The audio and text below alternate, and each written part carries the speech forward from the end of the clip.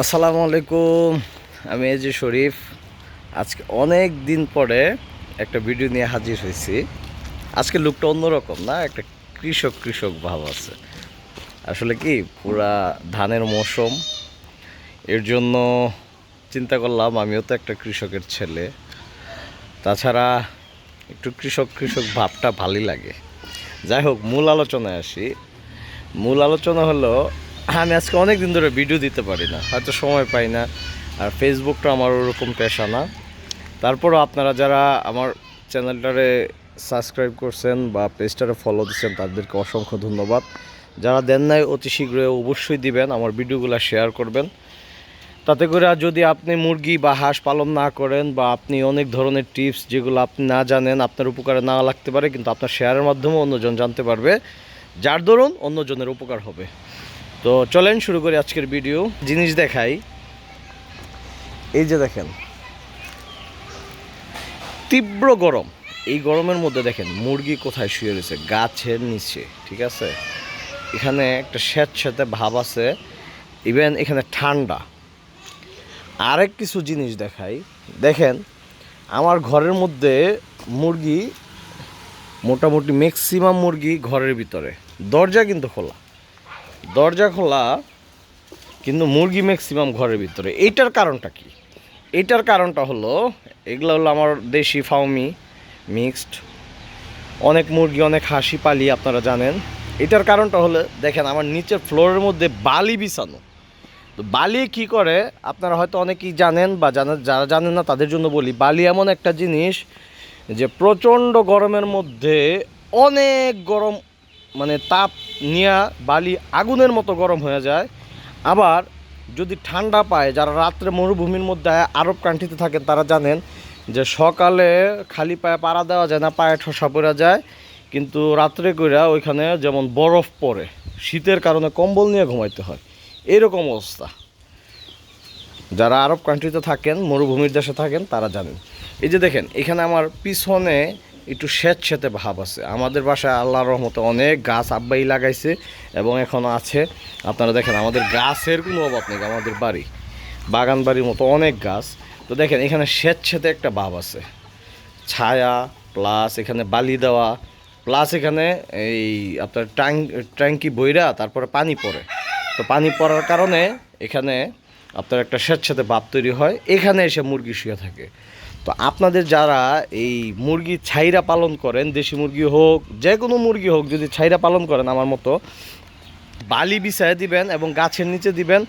পারলে এমন জায়গায় দিবেন যেখানে ট্যাঙ্কির পানি পড়ে বা কলের পানি যায়, ওই রকম স্থানের মধ্যে দিলে হবে কি, আপনার বালিটা স্যাঁতস্যাঁতে থাকবে, ওইখানে আপনার মুরগি গিয়ে শুয়ে থাকবে, মুরগি গা লাগায় দিবে।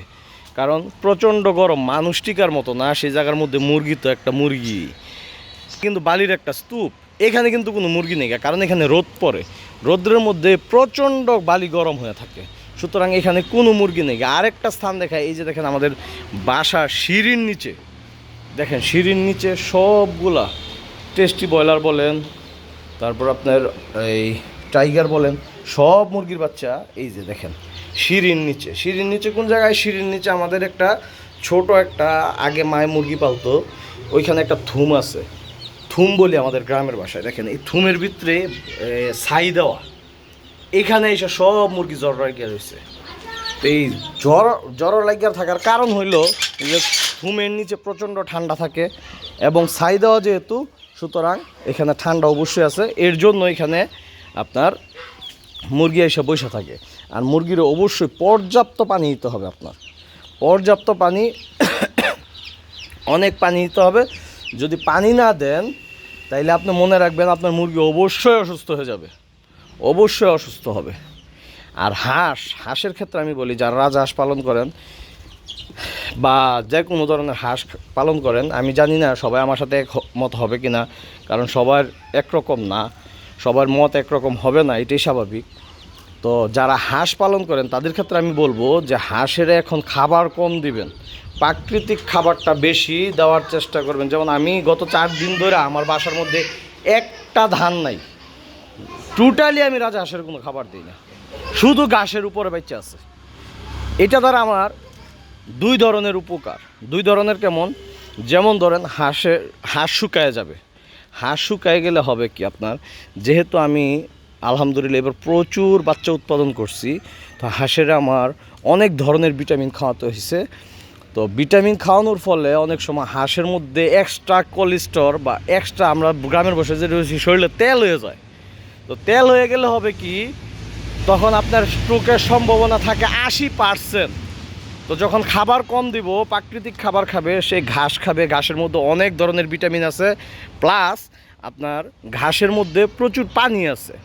তো তার পানি শূন্যতাও থাকবে না, এবং তার এক্সট্রা যে ফ্যাট আছে ওই ফ্যাটটা কাইটা যাবে, আগামীবার ডিমের জন্য পুরোপুরি প্রস্তুত থাকবে। সুতরাং আগামীবার ডিমের জন্য যদি প্রস্তুত হইতে হয়, যদি শরীরের মধ্যে তেল হয়ে যায়, তাহলে কিন্তু আগামীবার ডিমের জন্য প্রস্তুত থাকবে না এরা। তো সুতরাং খাবার কমায় দেই। আমি গত 4 দিন ধরে টোটালি খাবার দিই না, কোনো ধান চাল কিচ্ছু দিই না, টোটালি ঘাস খেয়ে আছে, ঘাস আর পানি।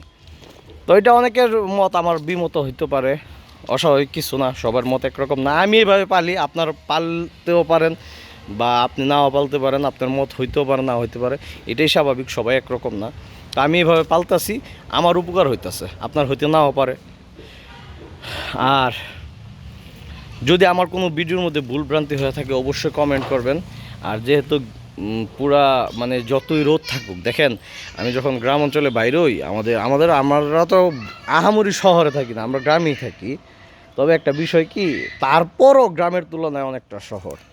তো যখন নাকি আমরা মাঠের মধ্যে যাই, তখন দেখি এত গরমের মধ্যে কৃষকের মুখের মধ্যে একটা হাসি আছে, আলাদা একটা হাসি। আলাদা হাসি কেমন?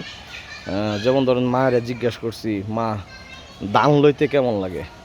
তা মায় কইতো যে 200-300 মন ধান হিজায় অভ্যাস, অনেক জিজ্ঞাস ধান কেমন লাগে লইতে। তো একটা বিষয় কি জানেন, যখন নাকি আপনার এই ধান উঠে, যারা গ্রাম অঞ্চলে থাকেন বা শৈশবকাল গ্রাম অঞ্চলে কাটাইছেন তারা জানেন, যখন ধান উঠে তখন কিন্তু কৃষকের মুখে বা কৃষানির মুখের মধ্যে আলাদা একটা হাসি কাজ করে। যেমন এত রৌদ্রের মধ্যে এদের কোনো ক্লান্তি নেই গা, এরা ধান শুকাইতেছে, এদের এক্সট্রা একটা এনার্জি কাজ করতেছে। তো এটা আল্লাহর নেয়ামত ভাই, এটা যে কী জিনিস, যারা ধান গৃহস্থী করে তারা বুঝে যে এটা কী নেয়ামত। আমি করি না, তবে আমি এদের হাসিটা দেখা ফিল করি, যে এদের গলার মধ্যে যখন দান আয় এরা যে একটা হাসি দেয়, এটা আমি ফিল করি, আমার কাছে ভাল লাগে। তবে আরেকটা জিনিস হইলো, আমি ধানের কাছে যাইতে পারি না, আমার শরীর চুলকায়, এর জন্য তো আমার অ্যালার্জি প্রবলেম আছে। তো দেখি আজকে আমার এক ফ্রেন্ড বলতে পারেন, বড় ভাই বলতে পারেন, খুব কাছের মানুষ, লেকত আলী ভাইয়ের একটা ধান ক্ষেতের মধ্যে বাম্পার ফলন হয়েছে। ওইটা নিয়ে একটা ভিডিও দিব, কি ধান লাগাইছে, কেমনে লাগাইছে।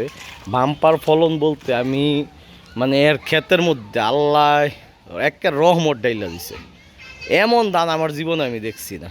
তো ভালোই লাগে, আর যখন নাকি এক খুশি মনে কথা বলে তখন আলাদা একটা ফিল হয়, মানে আলাদা একটা প্রশান্তি অনুভব করি যে না, গৃহস্থী করলে মানুষ আসলে কিন্তু মানুষ গৃহস্থী করলে অনেক খুশি থাকে যদি ধান ঠিক মতো হয় ক্ষেতের মধ্যে। তো সবাই বৃষ্টির জন্য দোয়া করবেন, আর আল্লাহর ইচ্ছা, আল্লাহ যখন দিবে বৃষ্টি, কিচ্ছু করার নাই। তবে আপনার হাঁস মুরগির পাশাপাশি আপনার নিজের শরীরের প্রতি যত্ন রাখবেন, চেষ্টা করবেন পর্যাপ্ত পরিমাণ পানি খাইতে। অনেক যদি পানি খান, আমাদের শরীরের 90% রোগ ভালো হয়, আপনারা জানেন, শুধু পানির মাধ্যমে। তো সুতরাং পর্যাপ্ত পরিমাণ যদি পানি খান, ইনশাল্লাহ গরমে আপনার ওইরকম সমস্যা হবে না। আর বৃষ্টির জন্য অবশ্যই দোয়া করবেন। আর হাঁস মুরগি অবশ্যই ওভার পানি দিয়ে থুয়ে দিবেন, ওভার পানি যেটা বলে, আপনার 5 লিটার পানির দরকার, আপনি 10 লিটার দিবেন পানি। কারণ হাঁস মুরগির যদি ওভার পানি না দেন, তাহলে কিন্তু হাঁস মুরগি, যদি একটা মুরগি আপনার পানি পিপাসা লাগে এবং পানি খাইতে না পারে, তাহলে স্ট্রোক নিশ্চিত। কারণ যেই তাপমাত্রা, এই তাপমাত্রায় মনে করেন আমি আজকে মনে হয় 38 ডিগ্রি তাপমাত্রা পাইতেছি। আজকে কত জানি দেখলাম, ভুলে গেছি, 38 বা 39 এমন হবে। তো 37.7 তাপমাত্রায় কিন্তু আপনার ডিম ফুটে। তো 38-40 তাপমাত্রা মোটামুটি মনে করেন না যে হাঁস মুরগির কী অবস্থা, এটা তো বুঝতেছি নি। 37.7 তাপমাত্রায় যখন ডিম ফুটে, এই বাচ্চা যদি ইনকিউবেটরের ভিতরে বেশিক্ষণ থাকে, তাহলে বাচ্চা মারা যায় এই তাপমাত্রার কারণে। তো সুতরাং এত তাপমাত্রার মধ্যে যদি কোনো রকমের পানির ঘাটতি হয় তাইলে আপনার স্ট্রোক নিশ্চিত, আপনার ফার্ম ধ্বংস হবে। তো সুতরাং একটু পরিশ্রম লাগলেও আপনার হাঁস মুরগিরে অবশ্যই বেশি করে পানি দিবেন, আর আপনিও পানি খাবেন। আজকের মতো বিদায়, আসসালামু আলাইকুম। আরেকটা বিষয় ভুলে গেছি, আমার চ্যানেলটা সাবস্ক্রাইব করবেন, পেজটা ফলো দিবেন, ভিডিওটা শেয়ার করবেন। ধন্যবাদ।